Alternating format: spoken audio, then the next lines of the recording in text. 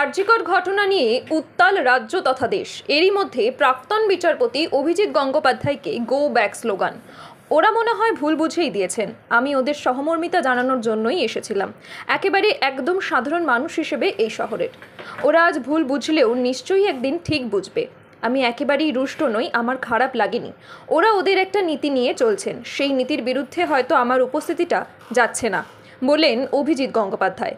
আর কি বললেন তিনি, শোনাবো।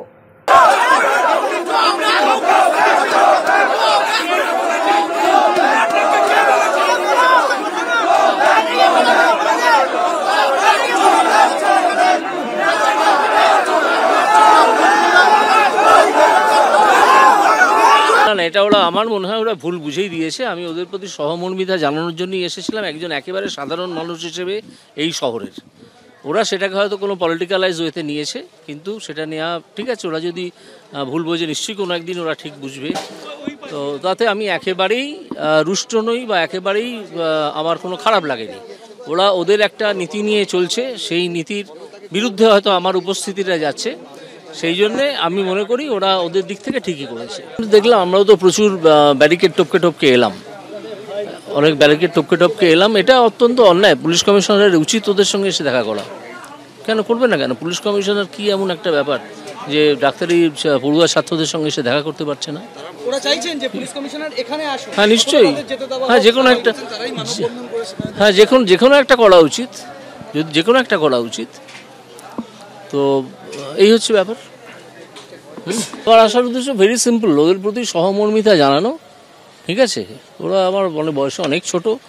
ওরা এতক্ষণ বসে আছে বলে আমাদের ওখানে একটা ধর্না চলছিল, সেখানে শুনছিলাম বারে বারে যে ওখানে জুনিয়র ডাক্তাররা লালবাজারের কাছে বসে আছে, কমিশনার অফ পুলিশ ওদের সঙ্গে দেখা করছেন না বহুক্ষণ ধরে।